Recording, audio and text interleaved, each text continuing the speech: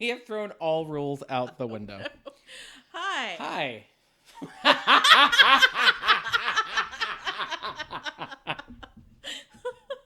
Oh my God. My cheeks hurt from laughing already.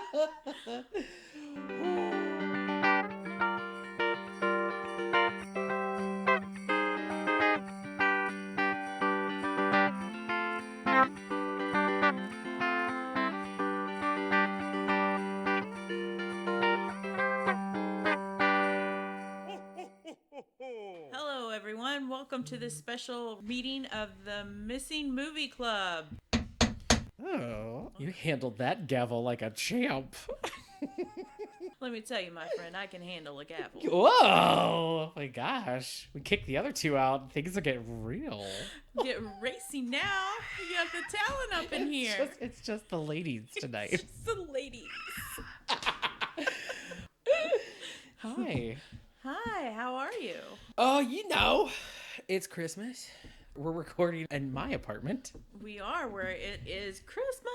It is a winter wonderland. We are going to talk about one of my favorite Christmas movies That I have never seen. And so this is a special one-off where we are going to talk about While You Were Sleeping. Should we introduce ourselves? Oh, shit.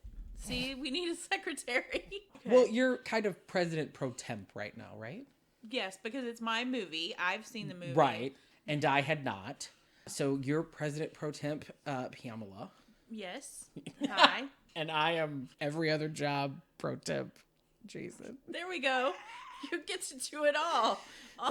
We ain't got no money, and I don't have any notes, and there's no one to tell what to do as vice president. So my roles are complete. No new business. No old business. We ain't got no business. No business. Running this by ourselves. Doing this podcast.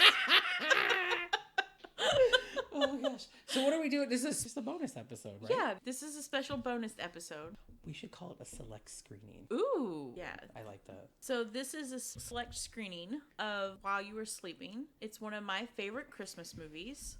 I watch this every year while I wrap presents. So it's my go-to movie. This is your go-to wrap movie. Yes. Mine is White Christmas. Let's see. Okay. So you understand. Totally get this now. This makes a lot of sense. You've seen it. How many times do you think you've seen it? I've seen it at least. When did it come out? 1995. So. Oh, it's available on Tubi. Oh. Do you use Tubi? I do not. Oh my God, Tubi is a free app. It has commercials, but I watched Black Christmas on it last night and they didn't edit out anything. So you watched Black Christmas last night instead of watching this movie that you were supposed to watch? Because it was 1 a.m. and I was doing laundry and I knew I had to focus on this one and I'd seen Black Christmas before. Okay. Anyway. Threw myself under the bus.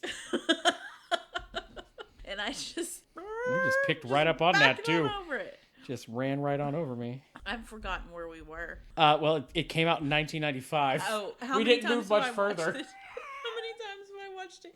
So probably we're never gonna get to do a select screening again. So yeah. So how many times have you seen it? I don't know. I've probably seen it a couple dozen times. Okay. It's like just a comfort movie. Yeah. Okay. Yeah, I'd never seen it until about 20 minutes ago.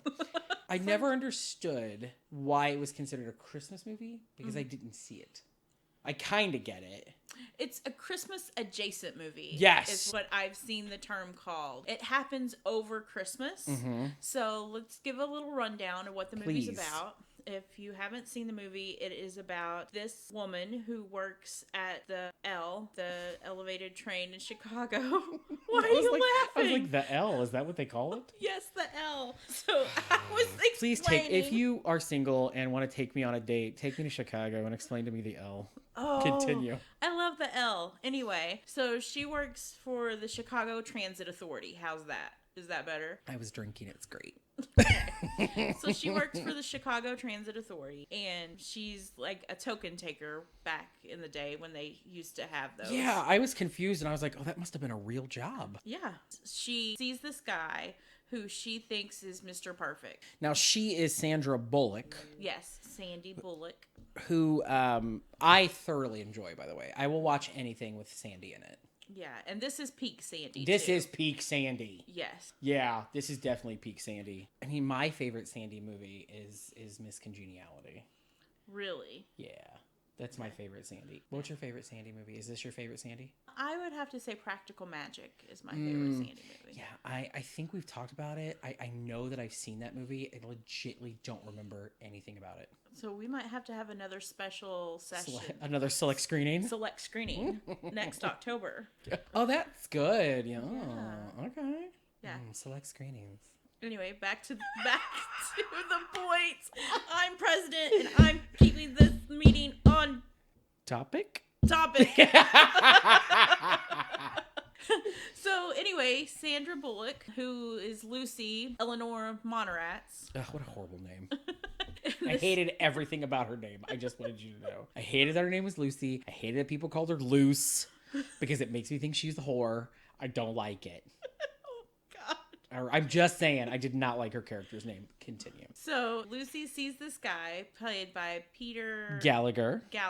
I like to call him Daddy Hot Dodds. And I stole that from another podcast. I'm going to give them credit. It's the SVU podcast called That's Messed Up. They refer to him as Daddy Dodds because he plays Chief Dodds at some point on the show Law & Order SVU. Oh, okay. Are you attracted to Peter Gallagher? I can recognize that he's a very pretty man, but I'm not attracted to him. Same. But like, he's attractive, but not... I mean, let's be honest. If he said hey, of course I'm going to say hey.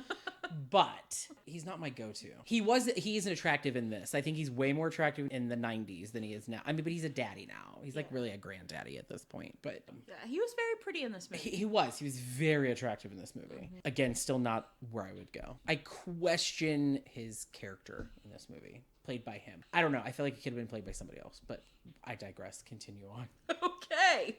I have thoughts. I told you. I took notes. You did take notes. I'm so proud of you. I took notes. So she falls in love with just him, but just the idea of him is really what she falls in love with. That's a great way to put it. She falls in love with her idea of him and his perfect life and what all that he must have. And she ends up working Christmas Day and he gets mugged. Can I? We have to get through the synopsis. I know, but I just have so much to say. You're just going to have to wait. We have to get through the synopsis. Let me make a note. Mugging. Okay. So... Question mark? He gets bullied. Thank you. And pushed off the train tracks. And the train is coming, so she basically saves his life. Yes, because he falls and he hits his head. Yes, and he falls and hits his head and goes unconscious. And... I'm sorry, I don't want to pick apart your movie. Sorry, you're going to have to wait till I get through the synopsis. I can't do it. Continue. I'm going to hold it. Okay. And so she saves his life. They take him to the hospital, and a nurse overhears her talking to herself, saying that she was going to marry him. The nurse thinks that Sandra Bullock is the fiance. Mm-hmm. And so that's how the nurse later takes her into the room because they won't let Sandra Bullock's character see him. And the family comes in and there's some confusion and they end up thinking that Peter and Lucy are engaged. And she meets all the family and then along comes this other brother. Played by Bill Pullman. Yeah. I always get Pullman and Paxton. Me too, but it's Pullman. It's Pullman. And so she ends up actually falling in love with Jack, played by Bill Pullman. Mm-hmm. And then hilarity ensues from there. Look, I got through the synopsis. I will say this. I enjoyed this movie. Yay! I did enjoy it. There's some things that I was like, I hate her name. Whatever, I can deal with it. The music, I adore. Thank you! The soundtrack is beautifully done, including the instrumentals. But I really, really enjoyed the music. I thought the music was really well done. I think whoever the sound editor was did a great job. So whoever you are, congratulations. You deserved an award. I always notice the music because it always hits at the right points, at the right notes. It's the right song if there's lyrics. It's the right melody if there's not. There are a lot of movies out there that, they have great songs, but the soundtrack as a whole isn't a good soundtrack.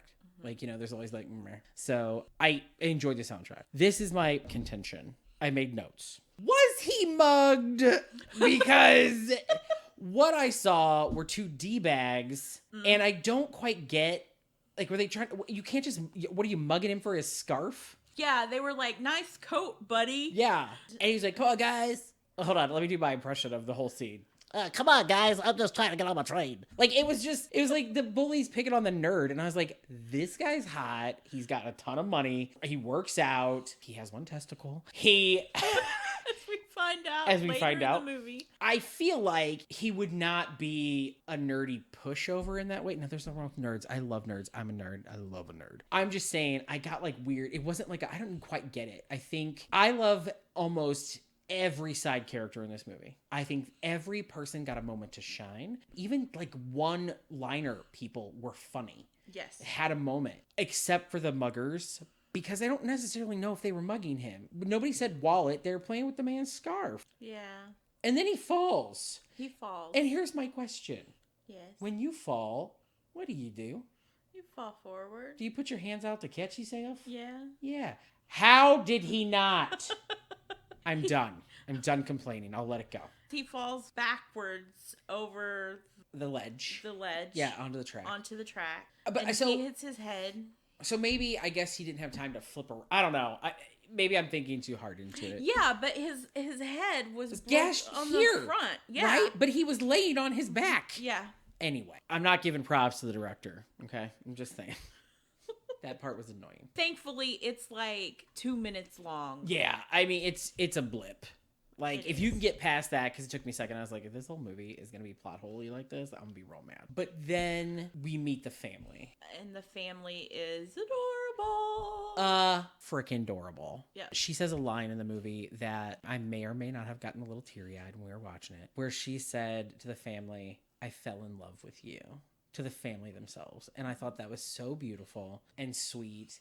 And this family was just... every single member. Monica Keena didn't have a lot to do, but she was also like 12 when she filmed the movie, so it's fine. As the little sister. But the grandmother... Elsie. God, I want Elsie in my life. She reminds me of my Mama so much. Oh, I love her. The way, like, she's always taking the pictures, and then she's always smiling, like she hasn't a clue what's going on, but she's just happy to be there. I love her. I loved the parents. Although I was very confused at the beginning. It took me a second. I thought I missed something, so I did rewind it because I was confused. I couldn't tell who the dad was. I didn't realize the dad was Ox, and the best friend was Saul. I was very confused. So Ox is played by legendary Peter Boyle, who I think toned down his Peter Boyle-ness in this. And I like that softened amount. Like, he hit his lines perfectly. There was a great comedic timing, but it wasn't like over-exaggerated Peter Boyle. Yeah, he wasn't very aggressive like he usually is. Yeah. And then Saul is played by Jack Warden, who's a wonderful actor too. Yeah. And I just was confused between him and Jack as to who was the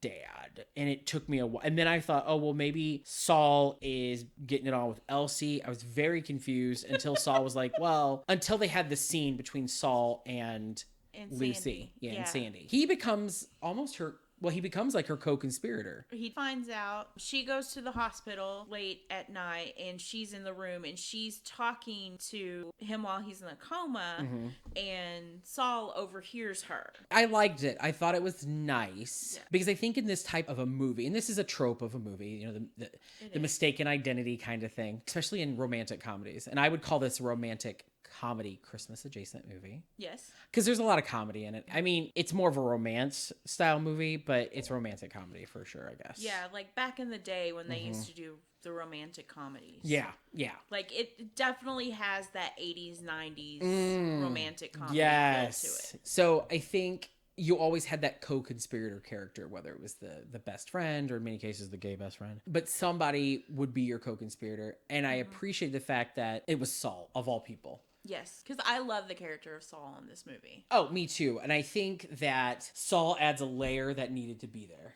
Because I don't think she does not come across anyway as deceiving or what I'm looking for. She doesn't come across like she's doing it for nefarious purposes. She just gets caught up in the moment. Yeah, and I think if it hadn't been for Saul, she probably would have confessed to the family a lot earlier. I agree. But he becomes her kind of conspirator in this, and he's like, no, don't tell them. You'll break their heart.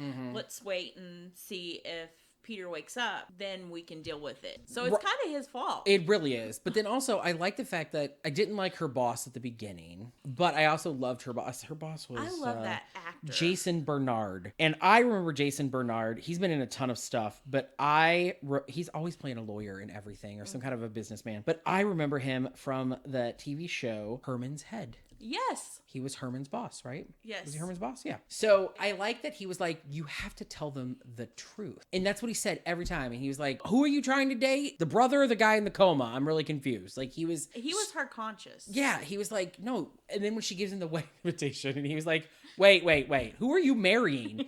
Yes. And she's like, the guy in the coma. And he was like, what about the other guy? I'm very like, well, you can't marry the guy in the coma. It doesn't happen. One thing that I will say is I think it could have been about 10 minutes shorter. 10 minutes shorter, what would you taken out? I would have taken out how long it took Peter to wake up. I get that we had to have the build up with the family, and I get that we needed to get Jack involved. I don't know what I would have taken out, but I think... Would you have put the testicle back? No, that's really funny. But it's also weird that the mom had to check. Who would you have had check? The dad? Yeah, or the brother. I mean, I'm pretty sure Elsie was about to dive down there too, so... Elsie would have for sure checked. But I don't know. I just felt like, because at one point I was like, okay, you love each other. We get it. You love each other. We get it. Why are we taking so long to get there? I don't know what it was. There was a pacing issue towards the second half, I think. And I don't know what it was. I would have taken out the Joe Jr. stuff. Yeah, I mean, he's there for comedic relief. Mm-hmm. I think he's slightly offensive of a characterization of a New Yorker. Mm-hmm. As much as I enjoyed the hot mess that Joe Jr. was, Joe Jr. is her landlord's son who he's trying to date her, and he's a poor imitation of a good fella. Yeah, he's probably a 3 compared to her, like 8. Oh, yeah, a 3 is a very generous number. No, I was being kind. It's a Christmas movie. When I saw that ass crack, he went down to a 2.5. You know, maybe you're right. Maybe that's the character I would have removed because I don't think it's necessary. I mean, Joe Jr. had a lot of scenes. Like, we've got the scene with the flowers. We've got the scene with the ice capades. We got the leaning scene. So I feel like the Miss Third Floor. Yes. And plus, I was kind of like... They kept making the joke about him trying on her shoes. Mm-hmm. And I was like... And then they made it again at the end. She's like, do you want to come on and try my shoes? Mm-hmm. And I was like, are you making fun? I don't know how I feel about it. But I think he has a fetish. It's a fetish. It's a fetish. Yeah, I think if you gotten rid of all of that, that's 10 minutes right. Easily, if not more. Could have been 15 at that point. Cut out that. I think John's going to be mad because I think he really likes Joe Jr. I mean, he'll get over it. He should have been here. But I love the cast. I do like Joe Jr. The actor did a good job. But I just think everybody did a good job in the movie, including Peter Gallagher. I'm not saying he did a bad job. It was the weakest character. Hands down. I wanted him to be a little more slimy. Oh, yeah. And he wasn't. Also, I was super confused when I started this movie. In my mind, she falls in love with Peter Gallagher while Bill Pullman was in the coma. I don't know why. So when it was happening, I was like, is there 2 comas? Does he get out of the coma and then I'm very confused. I really thought it was the other way around. So I don't know where I was at.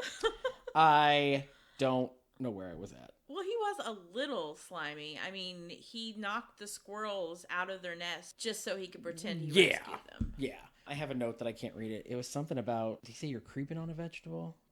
Oh, yes. You're cheating on a vegetable. You're cheating on a vegetable. That's what it was. There's some pretty funny one-liners. That one's not really aged well. But there's some pretty funny one-liners in it that I enjoyed. That was one of them. And then I have a scene that I think could be improved on. Okay. It's the mistletoe scene. So Jack... Mm-hmm. Bill Pullman and Sandy are standing under the mistletoe and the family's like, well, you have to kiss. Well, you have to kiss. It's tradition. And I was like, okay. And when they went in for the kiss, it was awkward as it should have been. Mm-hmm. But we know there's feelings there. And for me, I think it would have been a much wiser choice to have them go in for that kiss a little longer. Not by much, maybe just a couple of seconds. Just to see like maybe the grandmother register it. Oh. Somebody else to register, like or there's at least more. The sister, because it felt like the sister registered that there was something there. Yes. At the dinner table when she's like, "No, you like brunettes." Yeah, you're right. You're right. Yeah. So I don't know. I just think I was like, oh, they're gonna kiss longer, and then snap, it was done. And so I was like, I agree with that. I kind of wish that would have been a little longer because that's their first kiss, right? Yeah.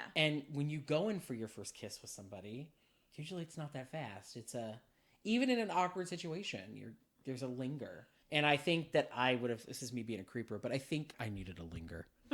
Give me a good linger. I like a good linger and a kiss. There's a hint, boys. So, but yeah, that's what I would think. Is there a scene that you would have changed or anything? I mean, you've seen it way more than I have. Yeah, there is one scene where I think that it's just off. Like we were talking about how great the music is. I don't think the music hits. I don't think the acting hits. I don't think anything. Like it just feels like for a couple of beats there, it just doesn't feel genuine as the rest of the movie is. And that is when they're in the hospital and she's getting ready to marry Peter. Mm-hmm. Then That dress was hideous, by the way. Welcome to 95.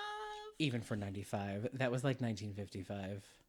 I was not impressed with that dress. No. Continue. Sorry. It was like it was more the shoes for me that didn't do it. was everything. Come on. Both I was those like, what is she shoes. wearing? Yeah, I think she was just wearing something she had. Anyway. Well, she shouldn't have had that. No. She needs a friend. So the hospital. Sorry. The hospital scene where she's talking to the family. She's addressing the family. That's all fine. When she turns around and starts to talk to Peter, then like that first section there when she's talking to Peter, it just feels off to me. Yeah. No, I totally get what you're saying now. You're right. It was kind of an odd juxtaposition. Is that the word I want to use? Yeah. Yeah. When she's talking to the family, you can feel like there's warmth and there's a connection there. And then when she goes back to talk to Peter, like I just felt like the acting was a little stiff there. Mm-hmm. It just didn't quite hit right. Yeah, and I needed him to have a different reaction. Yeah. Because he's just kind of like, whatever, his whole character through the whole movie, like whatever happens to him, he's just like, I lost a testicle. Yeah.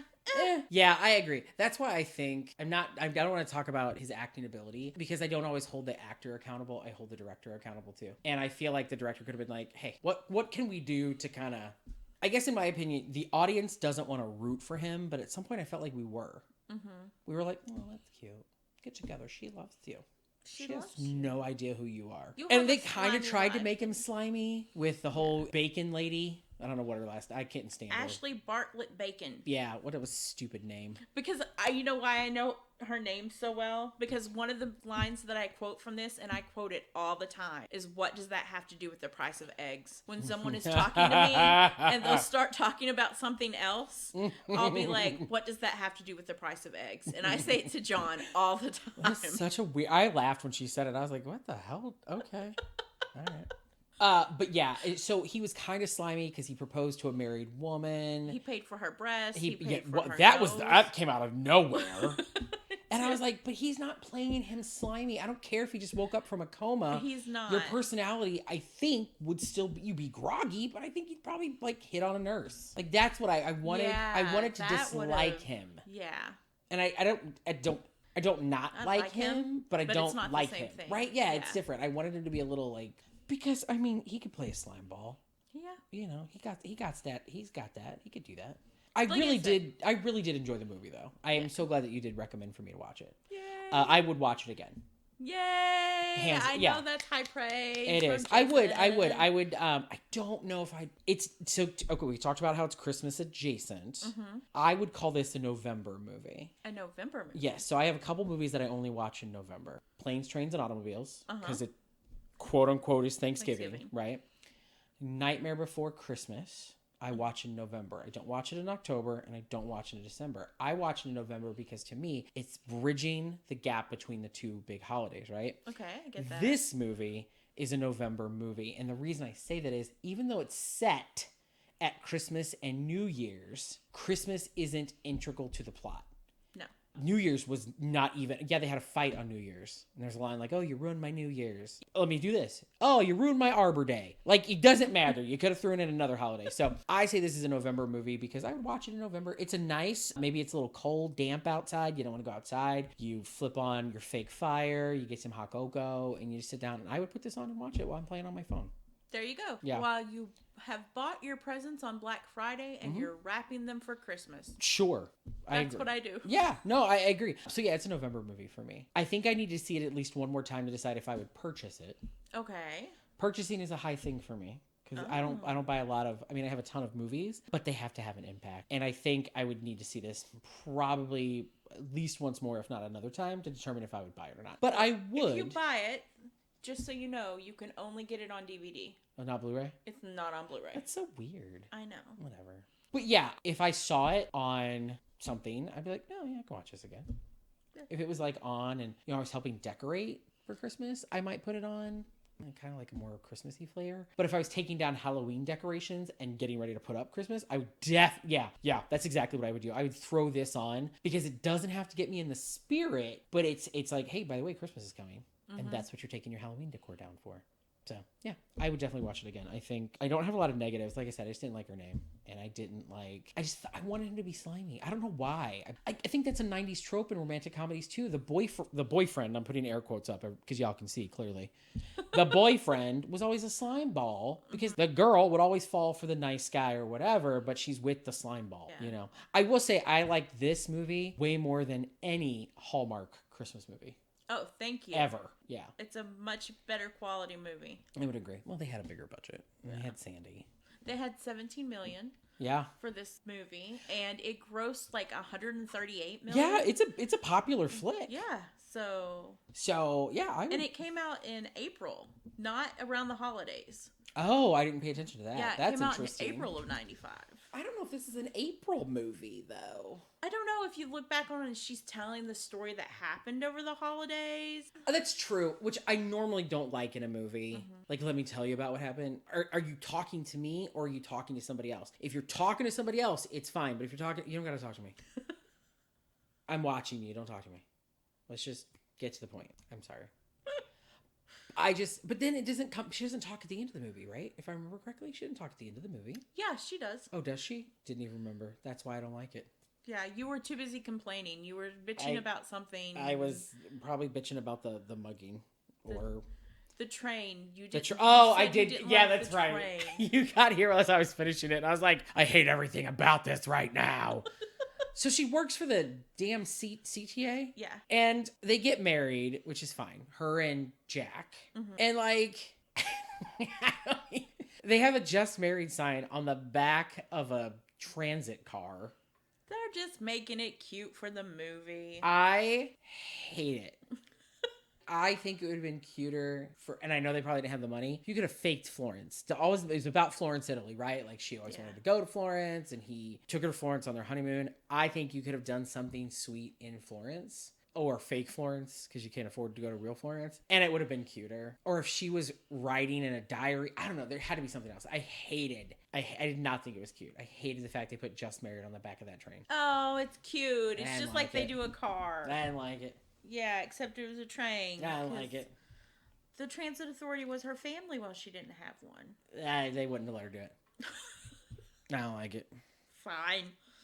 Moving on. I just thought it was dumb. But so yeah, no, I really enjoyed it. Thank you for recommending it. I'm glad that we got to do a select screening. I guess that's what we're calling it now because I've said it like 10 times. But no, I really did like it. I would say yes, everyone should watch it. Yay! So, I'm supposed to do a thing like 1 out of 5 Joe Juniors. How many Joe Juniors would you give this? Oh, God, Joe Junior's a hot ass mess. I would okay, so I'm taking apart my issues. Mm-hmm.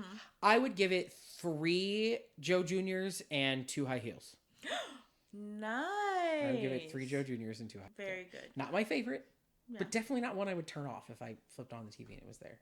Like, if I walked over to my parents' house and they were doing something and I walked in and they had it on, I would totally sit down and watch it. Yeah, this is definitely a 5 Joe Juniors for me. As it should be. Yeah. Joe Juniors.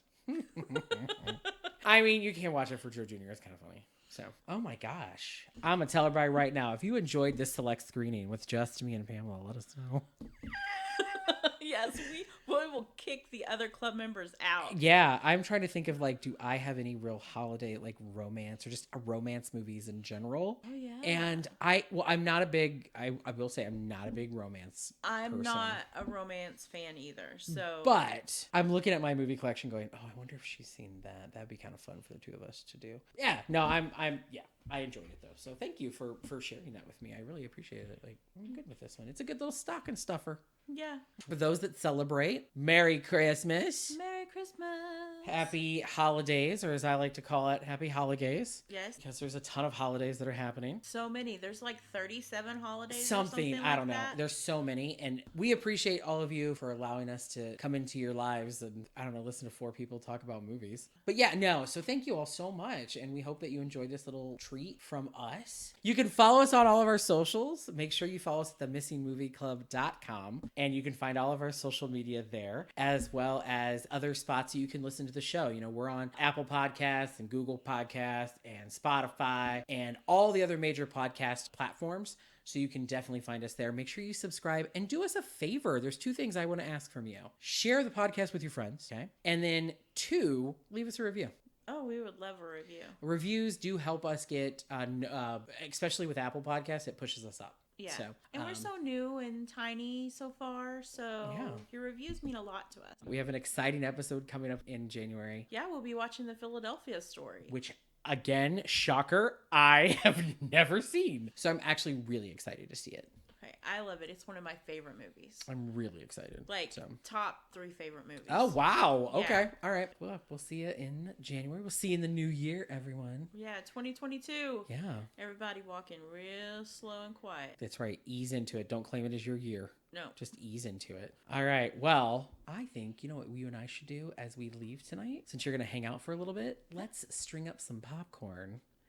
And we'll wrap it around the outside deck and feed the birds during the winter. And also, let's look at some estate sales, because my favorite line for this movie is, "We buy furniture from dead people." I hope everyone has a great new year. We will talk to y'all soon. Bye!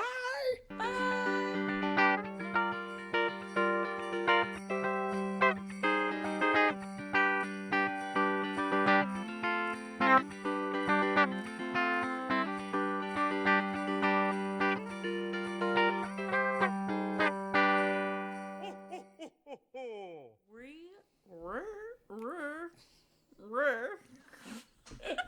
This whole episode is a shit show already.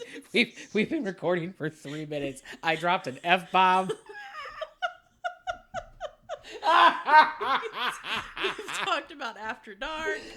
Oh, God. This is what happens.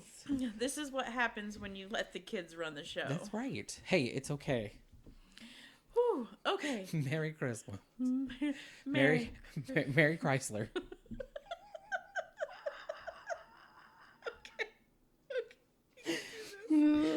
Okay. All right. Okay. John, fix it. Yes.